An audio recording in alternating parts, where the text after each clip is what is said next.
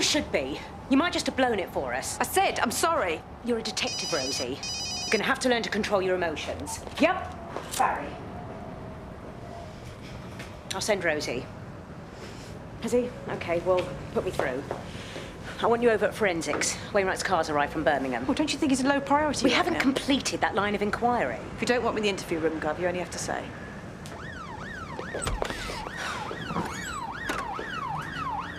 Yep, Trevor, what have you got for me? Tell us about your father. What about him?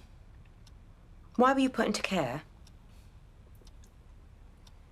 Mum died, Dad couldn't cope. Did your father sexually abuse you?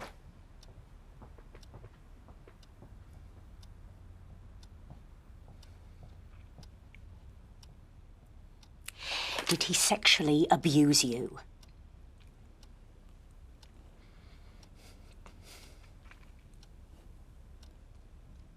No. We checked. It started when you were 3 years old.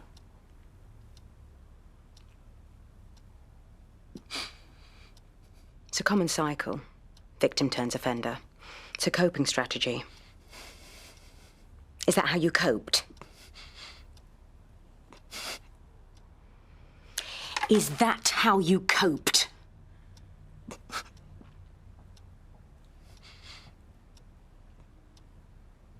Is that how you cope, Phil?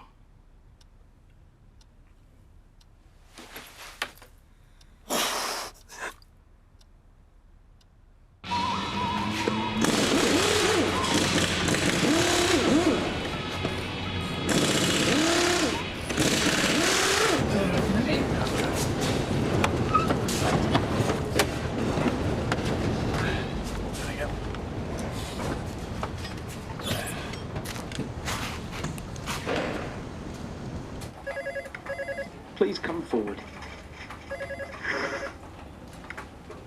I just want my baby back.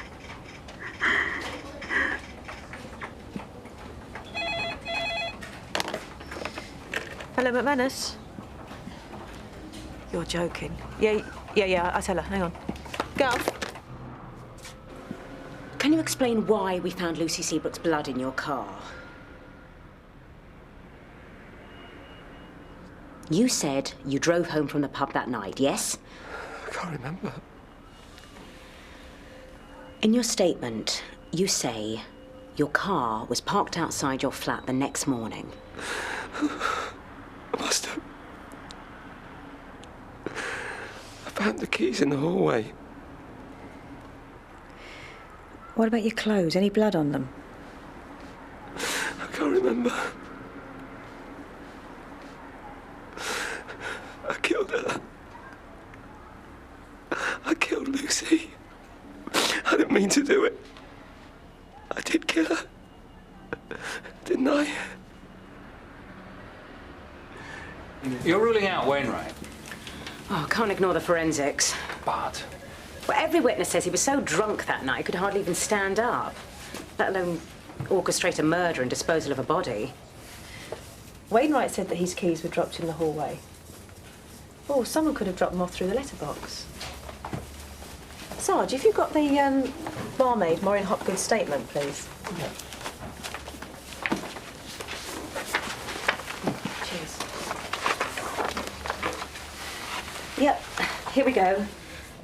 Celia used to confiscate his car keys when he'd had one too many. She a viable suspect?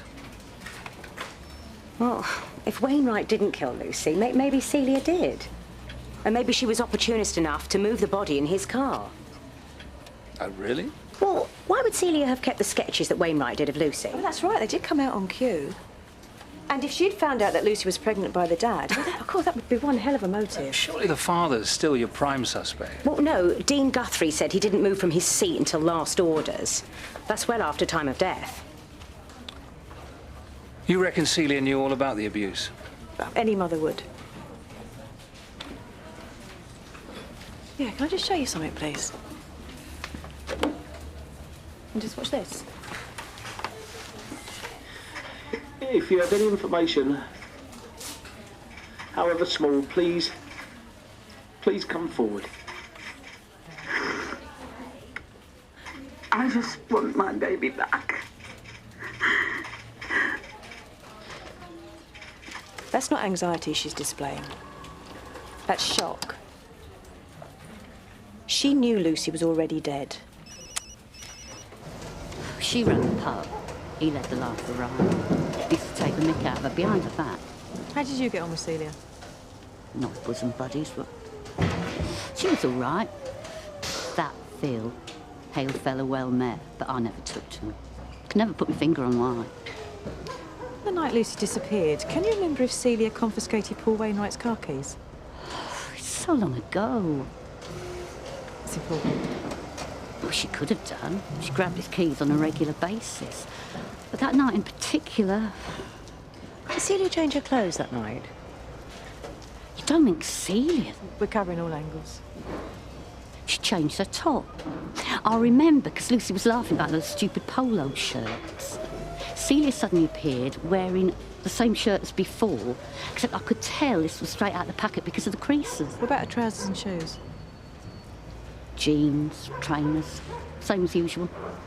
Nondescript.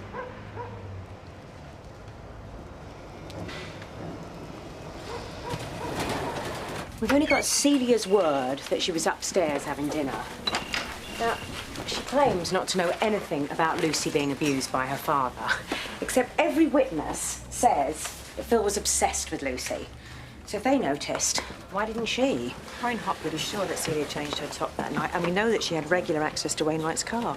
How are we doing with Celia's background check?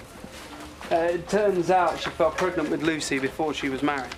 Her parents are traditional types, didn't approve. There was a big bust-up and they never spoke again. So she's got no one apart from Phil? There's another thing. Phil was 18 when they started dating. There's 5 years difference between them. She was 13 at the time. You reckon Celia might break an interview? Yeah, maybe. Give it a sympathetic ear. You'll need one hell of a strategy. Yes, sir. Barry, how fast can you transcribe Phil Seabrook's interview? Give me an hour. Okay.